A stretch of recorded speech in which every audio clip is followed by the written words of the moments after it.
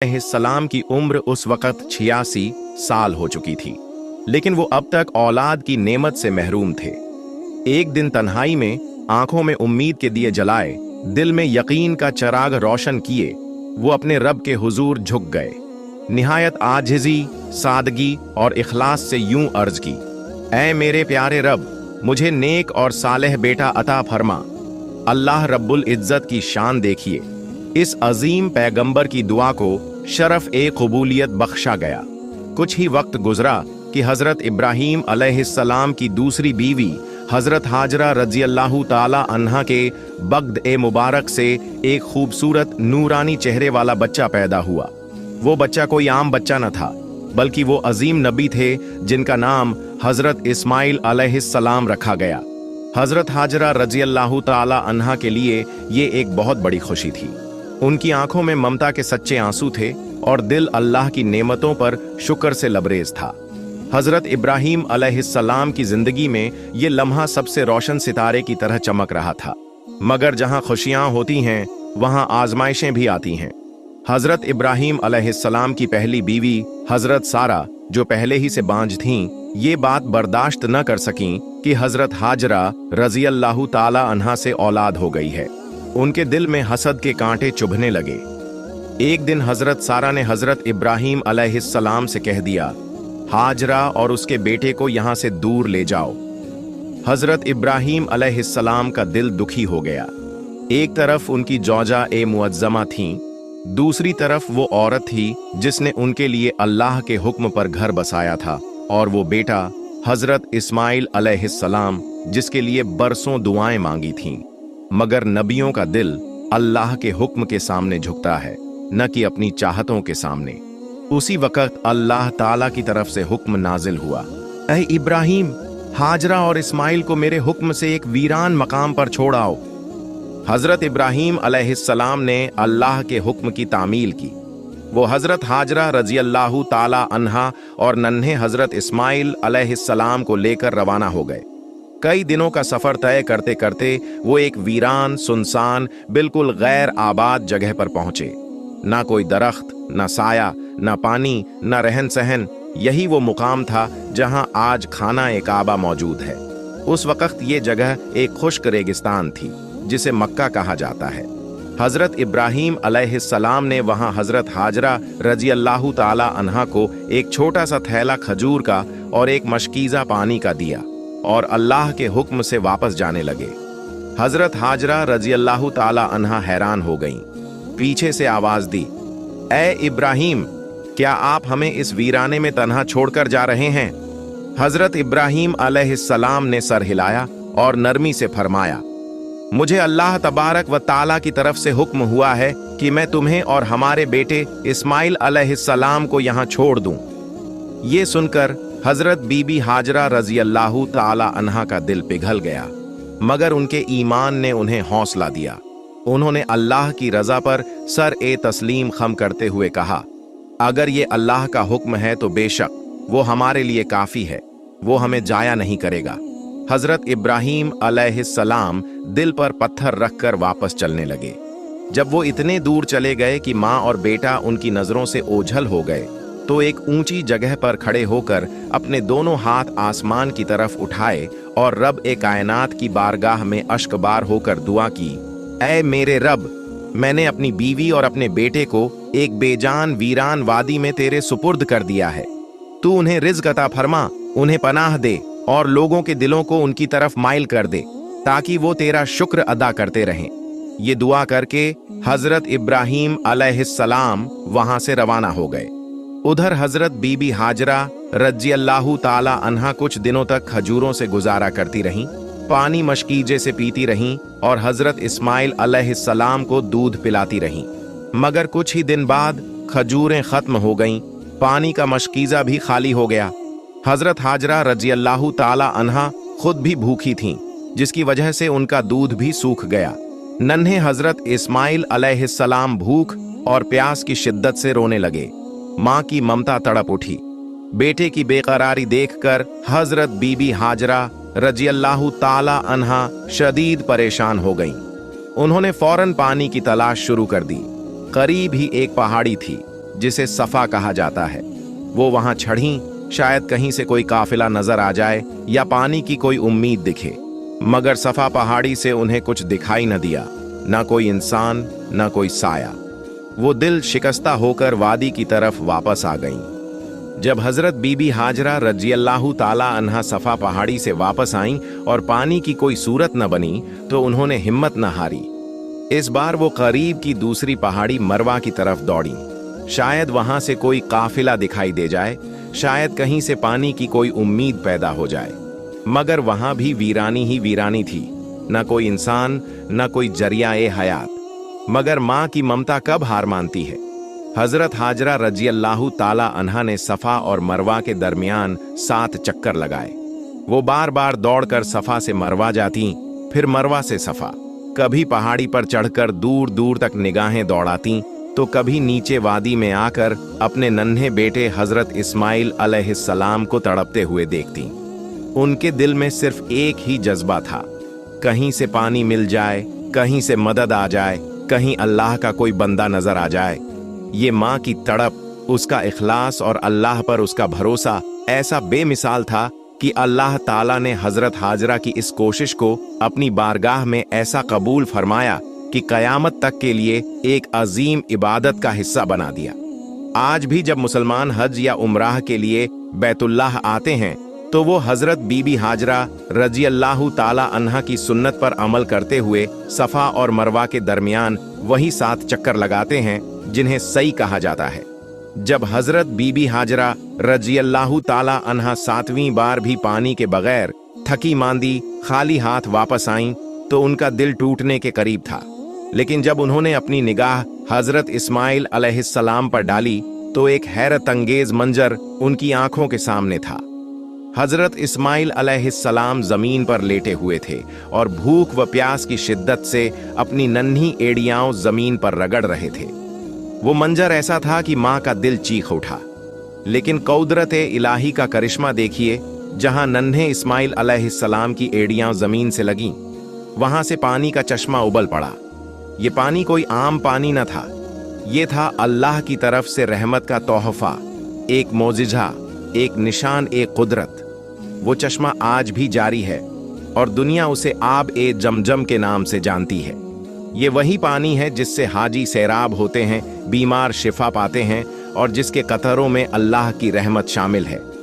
हजारों साल गुजर चुके हैं, मगर आब-ए-जमजम का वो चश्मा आज भी उसी तरह से जारी है। ये पानी न सिर्फ एक मोजिजा है, बल्कि अल्लाह ताला की तरफ से अता किया गया एक अजीम नेमत है।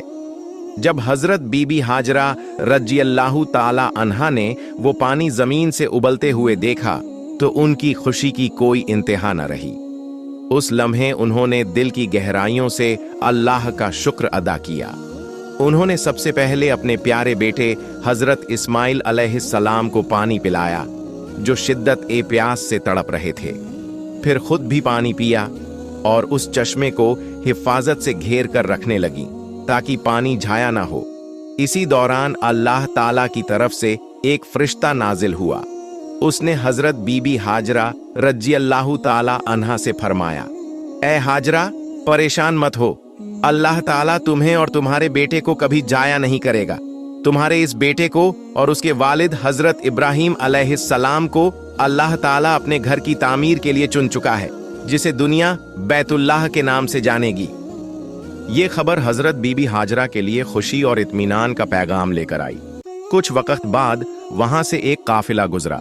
वो लोग इस सुनसान वादी से गुजर रहे थे कि उनकी नजर चश्मा-ए-जमजम पर पड़ी।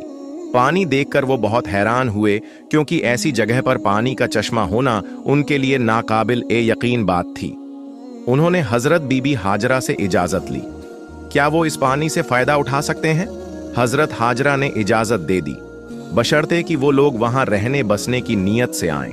यूं आहिस्ता आहिस्ता लोगों ने वहां अपने ठिकाने बना लिए। कुछ ने खेमे लगा लिए, कुछ ने घर बनाना शुरू कर दिए, और वो जगह जो कभी एक सुनसान रेगिस्तान थी, रफ्ता रफ्ता एक आबाद बस्ती में तब्दील हो गई। इसी माहौल में हजरत इस्माइल अलैहिस्सलाम का बचपन गुजरा। वो वहीं खेलते, परवरिश पाते और अल्लाह की नेमतों में पलकर बड़े होते गए। अल्लाह ताला ने न सिर्फ पानी अता फरमाया बल्कि जल्द ही उस वादी में खजूरों के दरख्त भी उग आए। हजरत बीबी हाजरा उन्हीं खजूरों से अपनी और हजरत इस्माइल अलैहिस्सलाम की परवरिश करती रहीं।